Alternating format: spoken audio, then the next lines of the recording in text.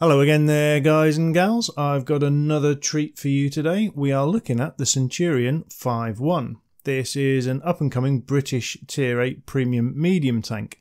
Now I've got a couple of facts and figures for you here, and it'll also compare to the FV4202, which is the other British Tier 8 premium medium tank. It has got an 83.4 caliber gun, and its DPM is 1840. Compared to the 4202's 1725. Now the facts and figures I'm giving you here are all base values, as you can see. It's got 226 pen AP, but it also has 258 pen APCR shells. Now the APCR shells are 4,400 silver. The average damage is 230 and the rate of fire is 8 seconds with a reload time of 7.5. Now I've got my Centurion Action X crew in it, and I've got it with Brothers in Arms, vents and a rammer, and I've got that down to 6.1. Now it also has 65 shell ammo capacity as opposed to the 50 in the 4202, so it's got a potential damage of 14,950 hit points. So the gun handling is 0.18 when moving, 0.18 while traversing, and 0.14 with the turret traverse. Now the elevation is slightly less than the 4202 at 18 degrees over 20, and it also has 10 degrees of gun depression.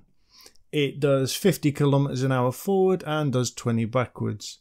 It weighs 51,000 tons and has a 950 horsepower engine. Now that makes it a little bit slow, and it's also its terrain resistance is a little bit on the sluggish side. That's not to worry. It isn't too bad when you look at the other statistics. We'll look at its armour. On the hull, it's got 120, 50 and 38 millimeters of armour compared to the 50, 50 and 31 on the 4202, and on the turret 254 millimeters of armour, 88 and 88. Now it's pretty impressive because you get this thing hull down and it's got some really wicked, really trollish bounces.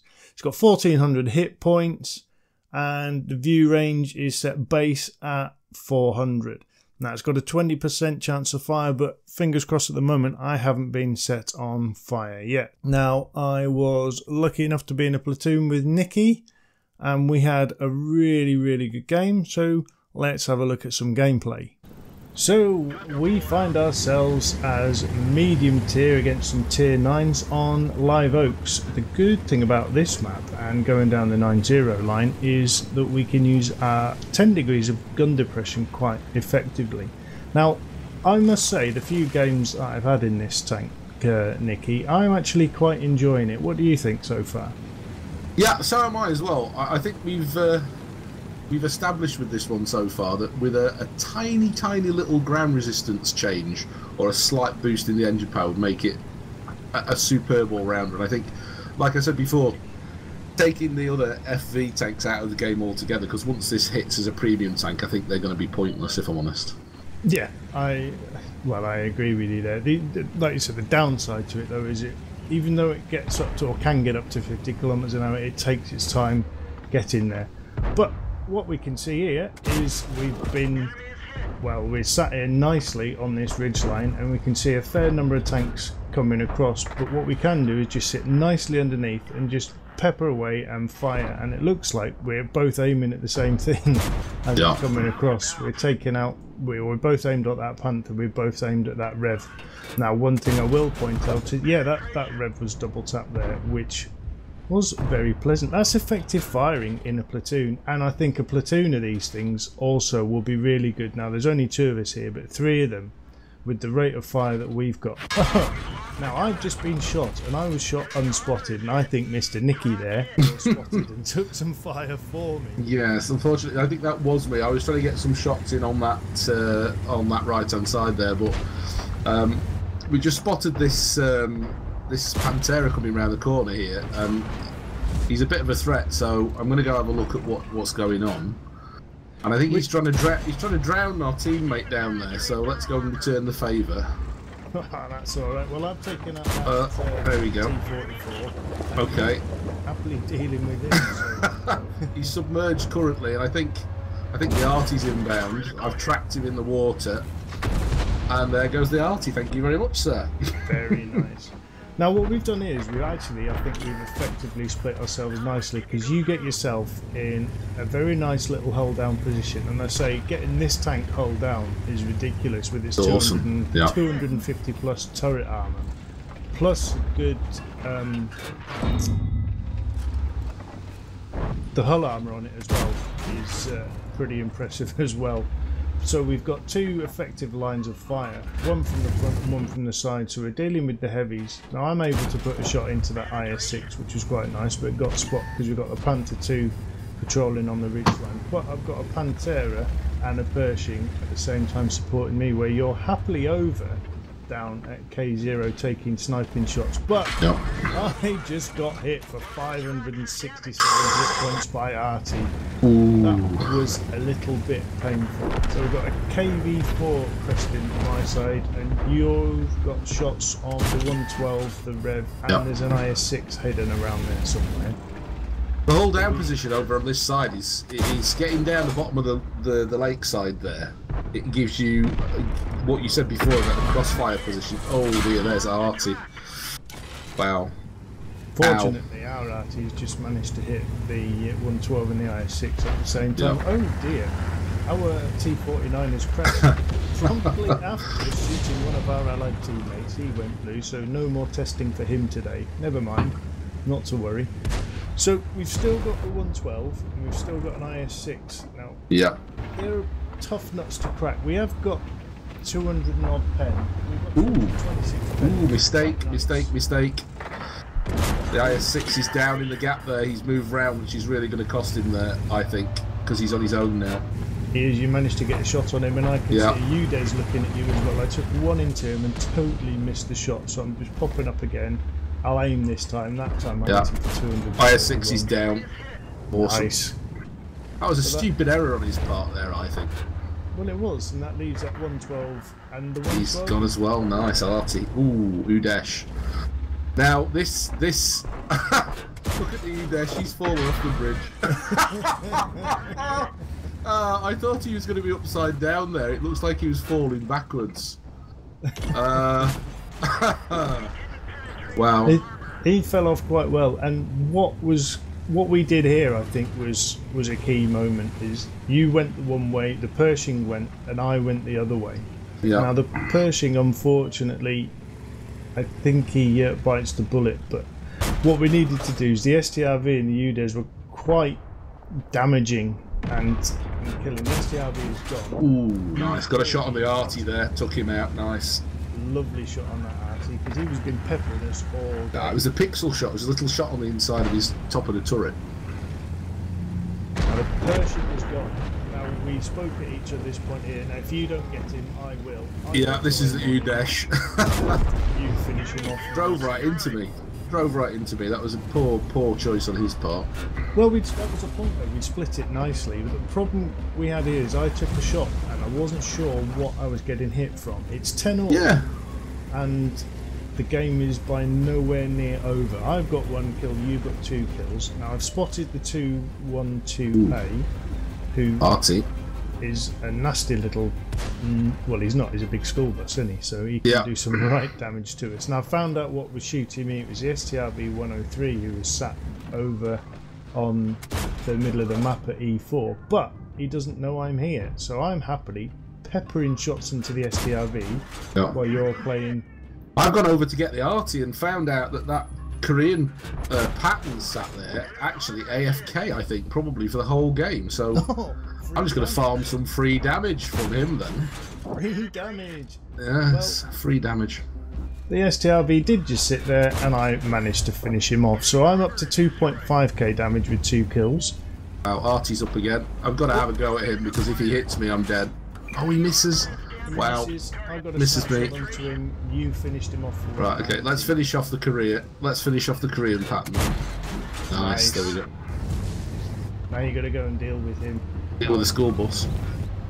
Do I miss the first time? I think I do miss him the first time. Unfortunately, he's big and heavy like me, so it takes a bit of time turning round.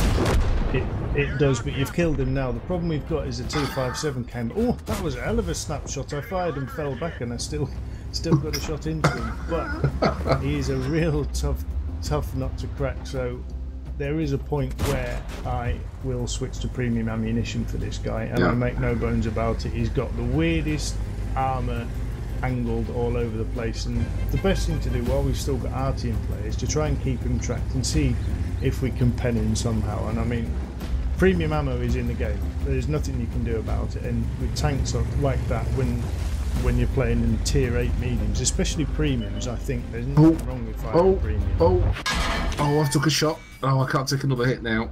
He's got the advantage because he's in that little dip there where the Artie hides. So I have switched to premium ammo as well, because he, like you say, he's difficult to do, and I'm kind of repositioning the side of this house. The T49 and the T54 are still going at it as well. They are having a right battle. Now, I think what we're going to have to try and do here is just at least track... Well, I got a shot into his underplate. Ooh, and then Artie stuns him. And the good thing about this being tracked here is tracked with his gun up in the air, so he couldn't get a shot in. So I'm keeping him tracked with his on his left-hand side there. Oh, the T49 has run away, and it looks like he's coming towards me. So I stick a shot into him and think, here he comes. And the great reload, like I say, down to 6.1. Round he comes, and goodbye. Boom, nice. Nice. So but I've kept this. 4. Yeah, I've kept him tracked. I've got 3. So if you can get this one, that could be a brothers in arms. Well, wow. No spoilers, but there is potential. It could happen. It could happen. Good. Because don't forget, we've still got the Artie there as well.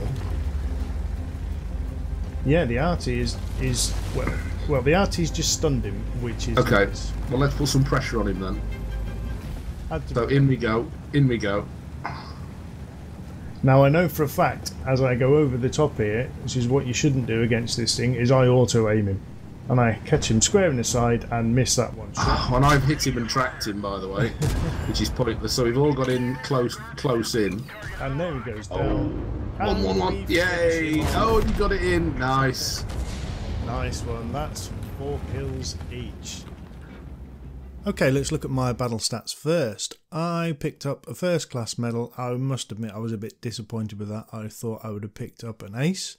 I got an Orlix medal, and I grossed 99,608 credits, although I was running a premium account there. Without the premium, it would have been 66,405.